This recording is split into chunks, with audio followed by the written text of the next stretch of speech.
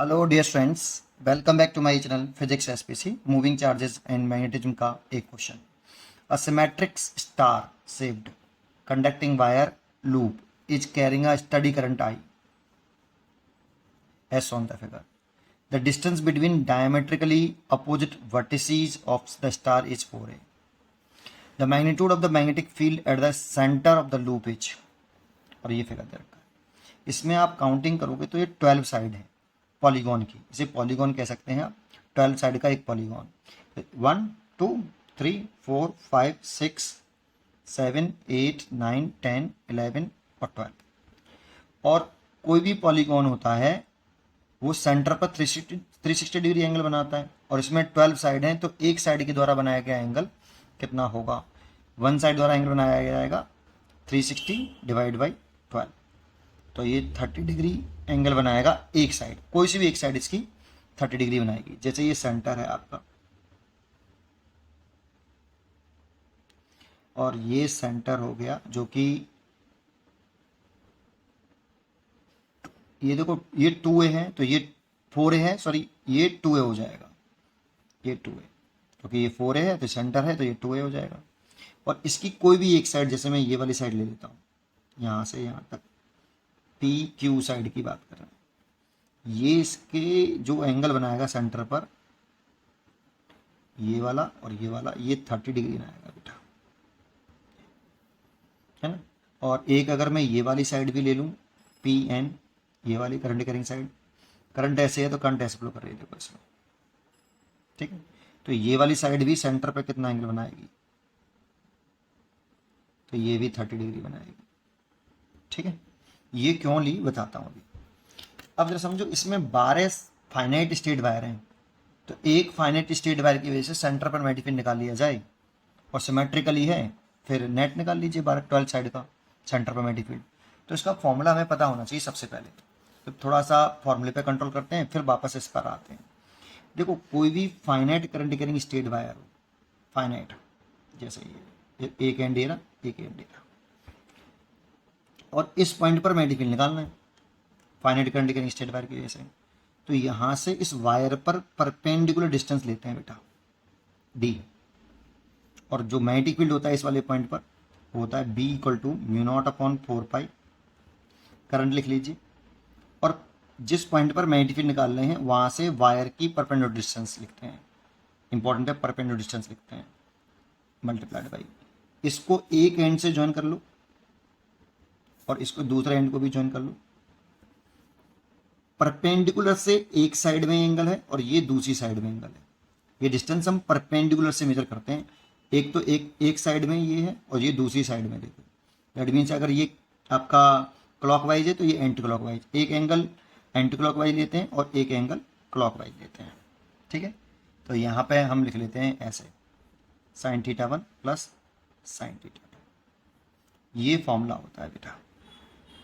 इसमें आपको दो चीज़ों पे ध्यान रखना, डी पर और थीटा 1 थीटा 2 पर। अब इस क्वेश्चन में थोड़ा सा और एडवांस लेवल का है। इसमें क्या करा उसने, एक फाइनाइट स्टेट वायर ऐसे दे दिया हमें, एक एंड एरा एक एंड एरा, और मैग्नेटिक फील्ड कुछ यहाँ पे पूछा हमसे, मैग्नेटिक फील्ड हमें यहाँ पे पूछा, है ना। अब सोचो अगर यहाँ पे मैग्नेटिक फील्ड पूछ रहा है तो इस परपेंडिकुलर डिस्टेंस कौन सी होगी? तो इसमें परपेंडिकुलर उस पर बनाए हैं, 12 पे तो बनेगा ही नहीं, एंड तो यहीं खत्म हो रहे हैं। तो इस वायर को हमें एक्सटेंड कर लेना चाहिए, है ना, और एक्सटेंड करके इस पर परपेंडिकुलर ड्रॉ कर देना चाहिए, इसको हम डी बोलेंगे, ये वाला डी, ये परपेंडिकुलर डिस्टेंस होती है हमेशा वायर से, तो डी इसको बोलेंगे। अब क्या करें, इसको एक एंड से ज्वाइन करें जैसे मैंने यहाँ पे किया था, फिर दूसरे एंड से ज्वाइन करें, यहाँ पे ज्वाइन कर लिया। तो डिस्टेंस किससे नापते थे? थीटा 1 थीटा 2 किससे मेजर करते थे? परपेंडिकुलर से मेजर करते थे। तो एक एंगल अगर मैंने ये वाला ले लिया, ये, और कैसे लिया देखो, क्लॉकवाइज लिया थीटा 2, क्या मैं दूसरा एंगल ये ले पाऊंगा? ये दोनों एक ही साइड में घूम रहे हैं कि अलग अलग साइड में घूम रहे हैं? देखो, तो ये एक ही साइड में घूम रहे हैं, ये भी क्लॉक ये भी क्लॉक, जबकि मैंने यहाँ कहा था परपेंडिकुलर से एक घूमना चाहिए क्लॉक, तो दूसरा घूमना चाहिए एंटी क्लॉक। इसमें एक ही साइड में घूम रहे हैं, तो देखो ये वाला साइड तो इधर ही घूमना चाहिए था, ये वाली साइड तो इधर ही घूमना चाहिए, लेकिन ये साइड इधर घूमनी चाहिए थी, लेकिन घूमा नहीं। तो हम क्या करें, बी इज इक्वल टू देखो डी तो ये वाला लेंगे, म्यू नॉट अपॉन 4 पाई, कितना, आई अपॉन डी, डी ये वाली डिस्टेंस लेंगे परपेंडिकुलर। और एंगल देखें तो साइन ये वाला तो आपका है ये सही क्लॉक, तो θ2 तो सही है, ठीक है, साइन θ2। साइन θ1 देखें ये वाला, तो ये क्लॉक है, चाहिए एंटी क्लॉक, तो इसीलिए इसे माइनस के साइन θ1 ले लो ऐसे।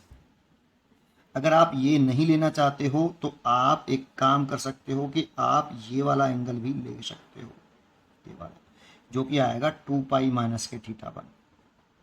तो देखो ये आपका क्लॉक हो गया और ये एंटी क्लॉक हो गया। और इसमें आप अगर साइन 2 पाई माइनस के θ1 लिखते हो, है ना, तो ये हो जाएगा आपका 360 माइनस के θ1, जो कि फर्स्ट क्वाड्रेंट में होगा, है ना, फर्स्ट में। और फर्स्ट में साइन होता है कितना, साइन θ1। तो आप यहाँ पर 360 तो होगा ना ये, बिल्कुल। तो ये या तो आप ये वाला एंगल लिखिए बेटा, या फिर इस वाले को आप डायरेक्शन चेंज करके माइनस का θ1 लिखिए, एक ही बात आती है उससे, ठीक है। तो मैंने ये किया है बेटा, ठीक है। देखो ये होता है 90 माइनस के थीटा, ये होता है 90 प्लस थीटा, और ये होता है 180 माइनस के थीटा, और ये होता है 180 प्लस थीटा, 270 माइनस के थीटा, 270 प्लस थीटा, 360 माइनस के थीटा, फोर्थ में आएगा बेटा ये। और फोर्थ में साइन 2 पाई माइनस के थीटा लिखोगे तो माइनस का कितना रहेगा, माइनस का साइन थीटा रहेगा, ये आएगा। तो बात तो एक ही है, ये देखो ये भी माइनस के साइन थीटा बना रहा है, साइन θ1 लिख लो इसको, तो माइनस के साइन θ1 ही तो आ रहा है, ठीक है, फोर्थ क्वाड्रेंट में रहेगा बेटा। चलिए आइए अपने मेन क्वेश्चन पर आते हैं। तो अब इस क्वेश्चन को कर लें, अब कुछ नहीं है इस क्वेश्चन में। तो इसमें अगर आप इस वाले वायर के ऐसे देख रहे हो, है ना, इस वाले वायर के ऐसे, केवल PQ वायर के ऐसे मैग्नीफाई निकालना है और किसी से कोई मतलब नहीं है। तो इस वायर पर यहाँ से अगर परपेंडिकुलर ड्रॉ कर रहे हैं तो परपेंडिकुलर ड्रॉ हो ही नहीं रहा है, तो इसको थोड़ा सा एक्सटेंड कर लेते हैं हम ऐसे। तो ये तो हो गई आपकी डी बेटा, परपेंडिकुलर डिस्टेंस हो गई 90, तो ये डी हो गया। अब डी निकालना पड़ेगा आपको, तो इस बड़े ट्राइंगल में डी निकाल लो आप।